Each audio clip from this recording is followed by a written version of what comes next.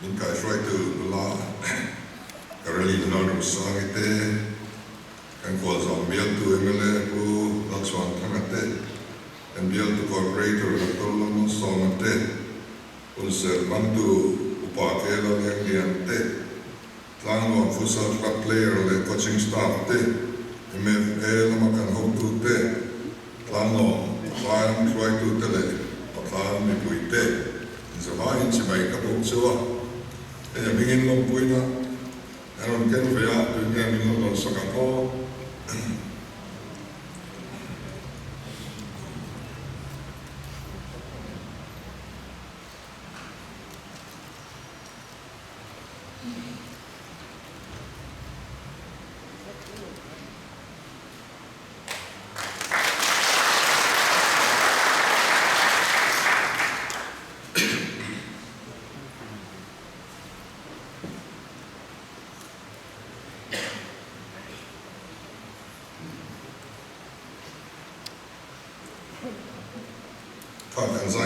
Cindy Khan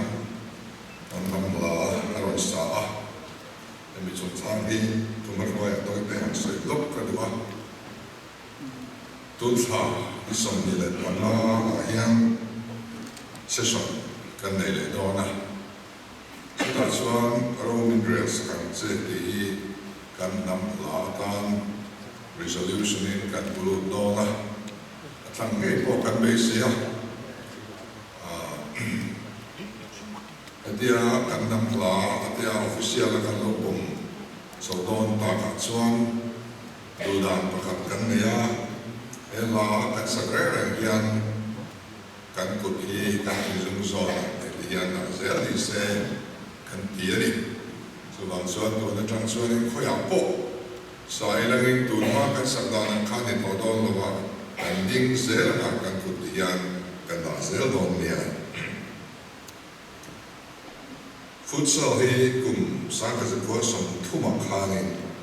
Uruguay an khel tana khovel ho pa aboy football International Federation of Indoor Football FIFUSA aron pianga khovel ho pa india nte an kal pui china kum saka se ko som ko chawa ram fran futsal association ten FIFA an zonta Umsakas ko sa red pagwatang kan FIFA chuan futsal World Cup akal tuitan tani mi pa World Cup chak siam lovin me se World Cup po siam ta zela Summer Olympic sports discipline alan lo na in Youth Olympic Games a chuan til to thunga kumin October tha nei tu Dakar sang ni som ni le paru Youth Olympic Games Senegal a Pokyan futsal hi atil don to ani again don chok to the hian field zo le goal zo handball anin tona substitution siam na hockey anin tona player lu theisa ta le in khelhun re zona basketball anin tona goalkeeper rules water polo anin tona Bunsim so kamo in suba kelte duran football ania any time na chen tan hian alo thariaba kan thalai den nan tui pui to hedi aizo in front mimalin futsal ground in siama man join khela aizo futsal ground hi all by manglo khovel ho point alam chakle tuna hian mi mapedoi som thum ten futsal hi an khelme Asai ani kumsang ni so khan Asian Football Confederation chuan FIFA Turel Bozuin a member association zinga futsal khalwar turin fiatira All India Football Federation point state FA chu mala turin fiatira Mizoram Football Association chuan ram takin abosia football introductory workshop to Sangni Song April Fakhan futsal introductory workshop to Abuat Saita All India Football Federation Fiat Puya India Rama Futsal League Masabir Po MFA Futsal League ani. January ni nga sang so Khan Aldeng Hla Keltran ani ya. Mizoram chuan India ma Katruaita ani. AIFF Futsal Club Championship Asaberi Kumsang so di Pakat Khan Keltran ani ya. Mizoram player Amazon the two state board club and Kayla champion team at the ball and Oma MFA team at the Nua Drumli Z semi-final and thank to our Kumina Tanga Futsal Club the two in run champion da ani Kumsang is on the Patumokas Takhan All India Football Federation Chuan India national team Masaber Adina players of Bali at Lanswazinga Mizo player Bali, David Laltan Sanga, Lal Sang Kima, Gero Lopuya, Zonatal, Laron Ball de Antilla. Asian Cup Futsal qualifying round, Kel Malin, India Tana International Level, Goal, Tun Masaberle, Hat Trick Siam Masaberzu, Mizo Tapal, David Laltan Sanga, Ani. Star Futsal Championship. Sunday Sunday Parutsu Bangkok Akhil Aniya India player so Malaysia player Parutsu Mizo player Aniya Lalsan Kima Lalso Puya Ke Rolo Puya H. Lalvin Zuala Vincent Lalwang Stela Jacob Larong Bolte Aniya International Level Atrum Katnatan Silver Medal Dong Ani Mizoram Futsal History Kan Soilan Du Chanchu Kan Lok Lin Na Pena Yan Association Tratak Mizoram Football Association Anom Di Alanga Mizoram Futsal Yan Talent Kan Nei Tra Di Lampoka India Ram Ruai Tu Kan Di Tieni Chuan Chuan Koi Kan Champion Yan Kan Du Tok Mayan Di Kalawa Asia Kamol Pui Wapa In Elna AFC Asian Futsal Cup Alauma Sumi Chunga Chuan Kawel Wapa FIFA Ngoy Elna Futsal World Cup De Long Sela Den in El Sang Zoki Kan Thir Pak Tu Ani India Di Matel Pa Nina Kan Long Tok Ringat Tu Ani Lo India National Team in Ghana India National Team De Futsal Futsal World Cup Ten Pui Tu Champion Pui Te Player Ni Kan Tum Zok Tu Ani Zuriru Zu MFA Yan Putat Se Kan Futsal Players Te Poin Lotum Tat Ang Zu Dunaya Age Group Cricket Ama and Son Lea Longman Po Kan Lanuala Cricket Hi India Rama Sports Lager Sum Tam Nabermia Mizo De Khelji Ani Kan Cricket Ground Nation Suaka Cricket Ground Ka BCCI Domestic Tournament Kelte Durin Jamaica Apan Nakongku Sarkar Chuan PCC Siam Atumme Ani Indian Women Hockey Team Mizo Nula Pani Laurim Siamile Tan Suangite Until Meka Professional Footballer State Bond Club Akhel Meki Players of Sawiho Kanei Meka Anzinga Yan India Rupuma Relo Tak Tak An Combat Sports Lama Tangwa Nazareth Lautra Zuala Chuan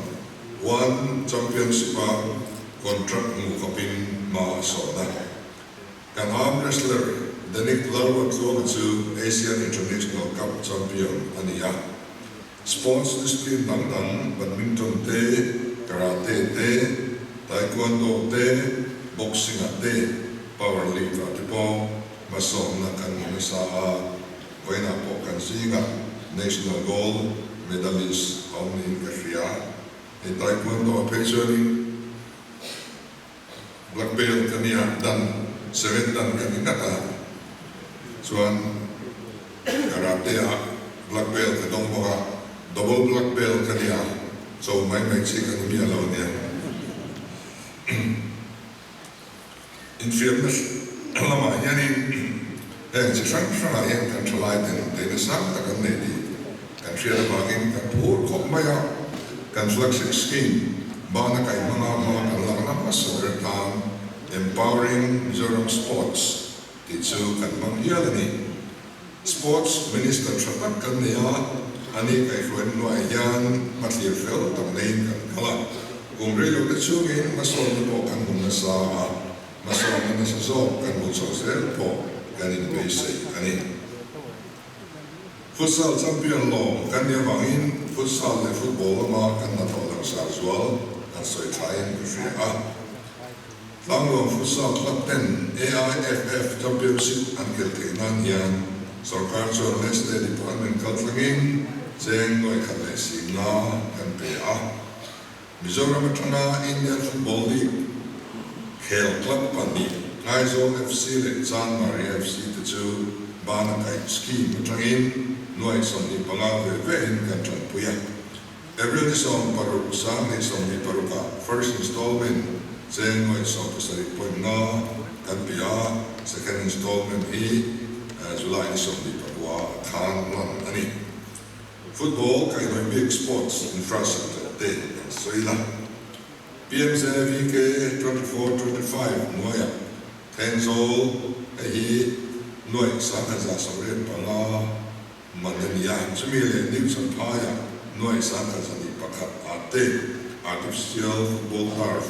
Panan Pawm Ania Saski Sangi Somni Pala Somni Paruk Noya Zoin Waive Field Waive Kon Kamitan yan Noy Sankat Dani Ten is Lungara Noy Sankat Lesa